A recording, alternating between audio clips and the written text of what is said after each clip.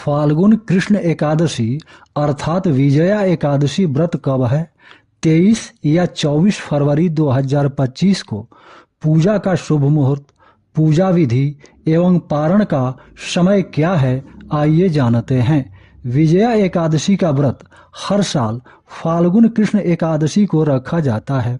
इस साल विजया एकादशी का व्रत सिद्धि योग में रखा जाएगा। इस एकादशी व्रत को करने से भगवान विष्णु का आशीर्वाद प्राप्त होता है, जिससे सभी कार्यों में विजय की प्राप्ति होती है। जानिए विजया एकादशी व्रत कब रखा जाएगा। 23 या 24 फरवरी 2025 को। हिंदू पंचांग के अनुसार फाल्गुन कृष्ण एकादशी तिथि का आरंभ 23 फरवरी को दोपहर 1:55 पर होगा। वहीं इस तिथि का समापन 24 फरवरी को दोपहर 1:44 पर होगा। ऐसे में उदया तिथि के अनुसार विजया एकादशी का व्रत 24 फरवरी 2025 को सोमवार के दिन रखा जाएगा। पूजा करने का शुभ मुहूर्त, ब्रह्म मुहूर्त सुबह 5:11 से सुबह 6:01 तक रहेगा। अमृत काल का शुभ मुहूर्त सुबह 6:50 से सुबह 8:20 तक रहेगा और दोपहर 3:26 से शाम 6:15 तक रहेगा। अभिजीत मुहूर्त दोपहर 12:12 से दोपहर 12:57 तक रहेगा। विजय मुहूर्त दोपहर 2:29 से दोपहर 3:15 तक रहेगा। गोधूली मुहूर्त शाम 6:15 से शाम 6:40 तक रहेगा। निशीता काल का शुभ मुहूर्त रात्रि 12:09 से रात्रि 12:59 तक रहेगा। विजया एकादशी व्रत करने वाले व्रती अपनी सुविधानुसार किसी भी शुभ मुहूर्त में भगवान श्री लक्ष्मी नारायण की पूजा अर्चना कर सकते हैं। व्रत पारण का शुभ समय 24 फरवरी सोमवार को व्रत रखने वाले व्रती 25 फरवरी मंगलवार को सुबह 6:50 से सुबह 9:08 तक व्रत का पारण कर सकते हैं। व्रत की पूजा विधि। विजया एकादशी के दिन प्रातःकाल जल्दी उठ जाएं, नित्य कर्म से निवृत्त होकर स्नानादि करके स्वच्छ वस्त्र धारण करें।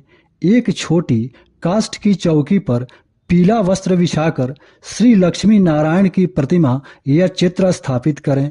भगवान विष्णु तथा माता लक्ष्मी जी को गंगाजल या स्वच्छ जल से स्नान कराकर वस्त्र और यज्ञोपवीत अर्पित करें। उसके बाद चंदन, फूल, फल, धूप, दीप एवं नैवेद्य अर्पित करें। भगवान विष्णु तथा माता लक्ष्मी की स्तुति करें। भगवान विष्णु के बीज मंत्र ओम नमो भगवते वासुदेवाय या ओम नमो नारायणाय नमः का कम से कम एक माला जप अवश्य करें।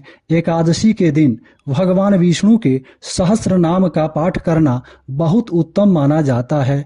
विष्णु सहस्त्र नाम का जप करने से हर तरह से बाधा और कष्ट से मुक्ति मिलती है तथा शत्रुओं पर विजय की प्राप्ति होती है। स्तुति और मंत्र जप के बाद भगवान विष्णु तथा मां लक्ष्मी समेत सभी देवी देवताओं को फल, दूध एवं केसर मिला हुआ हलवा का भोग लगाएं। उसके बाद विजया एकादशी व्रत कथा सुनें। पूजा के अंत में भगवान विष्णु और मां लक्ष्मी समेत सभी देवी देवताओं की आरती उतारें। व्रत के दिन सूर्यास्त के पहले एक ही समय फलाहार करें। रात में भजन कीर्तन करें तथा पूरी रात जागरण करें। अगले दिन सूर्योदय के बाद द्वादशी तिथि में शुभ मुहूर्त में व्रत का पारण करें। एकादशी का दिन संसार के पालनकर्ता भगवान श्री हरि विष्णु जी की पूजा अर्चना के लिए समर्पित है। धार्मिक मान्यता है कि विजया एकादशी व्रत रखने से व्यक्ति को हर क्षेत्र में विजय मिलता है।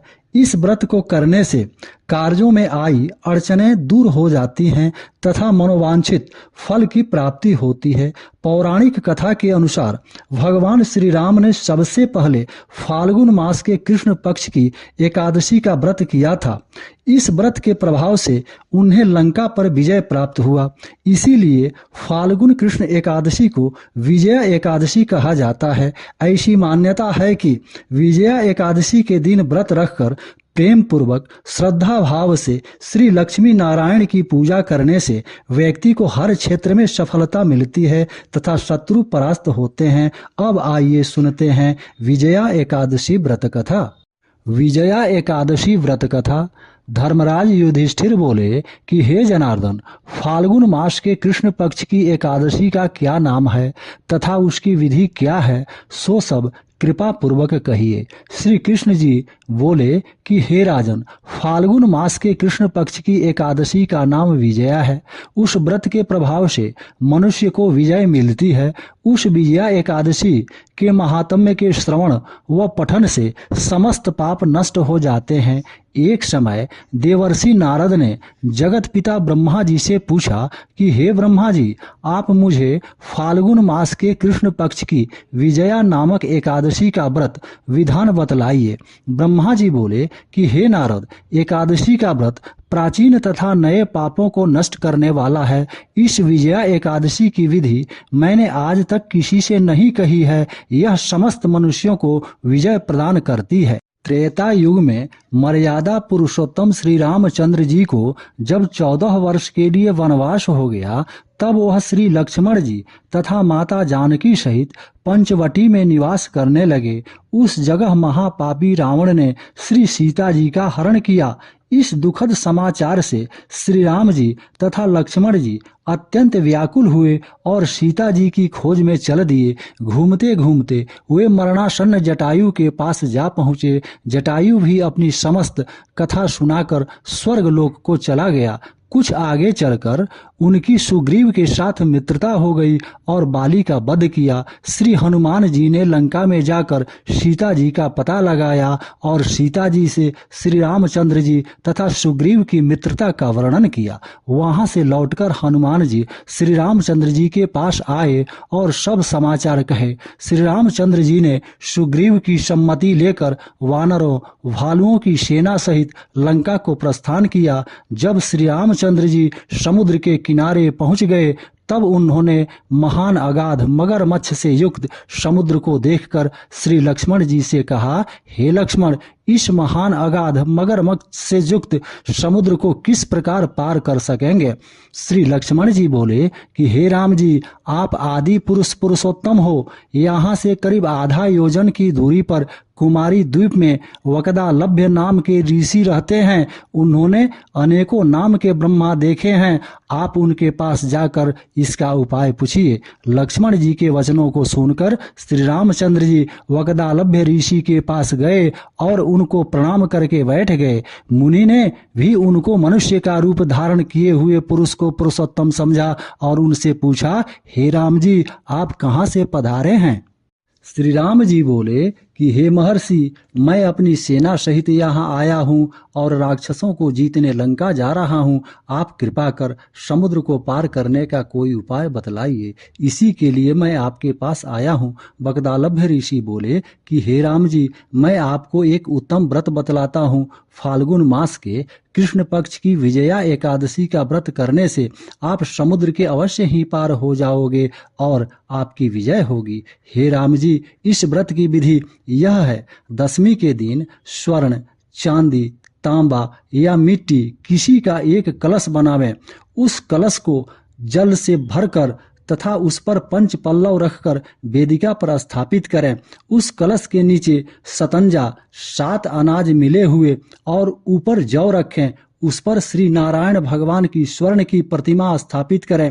एकादशी के दिन स्नान आदि नित्य कर्म से निवृत्त होकर धूप, दीप, नैवेद्य, नारियल आदि से भगवान की पूजा करें। उस समस्त दिन को भक्ति पूर्वक कलश के सामने व्यतीत करें और रात्रि को भी उसी तरह बैठे रहकर जागरण करना चाहिए। द्वादशी के दिन नदी या तालाब के किनारे स्नान आदि से निवृत्त होकर उस कलश को ब्राह्मण को दे देना चाहिए। हे राम जी, यदि आप इस व्रत को सेनापतियों के साथ करेंगे तो अवश्य ही विजयी होंगे।